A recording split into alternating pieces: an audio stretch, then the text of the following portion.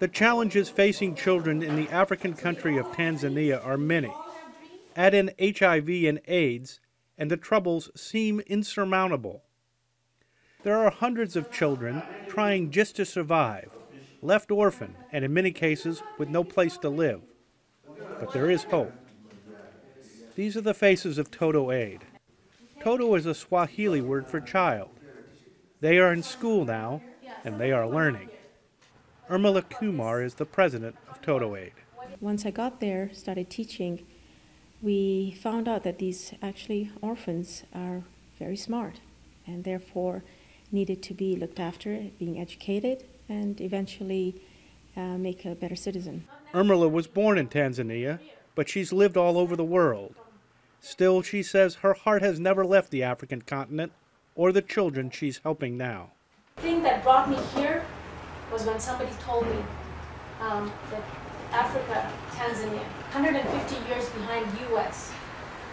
I refused to believe that. I said, you know what? It's time for me to go. After visiting her hometown of Arusha, she met and taught many of the orphans, learning that while they are very smart, they lack many needs, things we often take for granted. A basic example is touch. These kids in Tanzania have got no clue as to what feelings are all about. And these are actually from the heart. Feelings of being sad, happy, miserable, joy, crying. Touch was the main one that I emphasized in. If you ask children in Tanzania, or anybody in Tanzania, how are you? And they would say either good or bad. They have no clue what's in between. So when it came to touch, they looked at me like I was crazy. Is that a feeling? And I said, yes. And that's how it all began. I simply sat with them, touched them, gave them a heart where I was open enough to listen to them and talk about everything that they wanted to talk about. This youngster is named Brian, and he doesn't shy away from the camera now. But it didn't used to be that way. Urmila likes to tell Brian's story today because he's come such a long way and in a short period of time.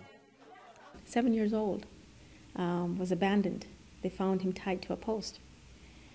He had not spoken for 3 months, and very sad, didn't want to do with anybody or anything. So when I got there, I decided that I was going to sit beside him, put my hand on his lap, and that's all I did for 3 weeks. And 2 days before I left, he got up and in front of 57 orphans and their staff, looked at me straight in the eye and said, I do not want you to go. And he hugged me.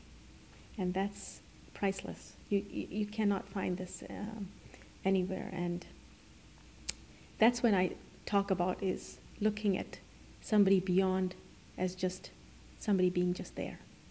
Acknowledge them is extremely important, or shaking their hand or saying, hello, how are you, or etc. Urmila's husband Ash has been behind her all the way.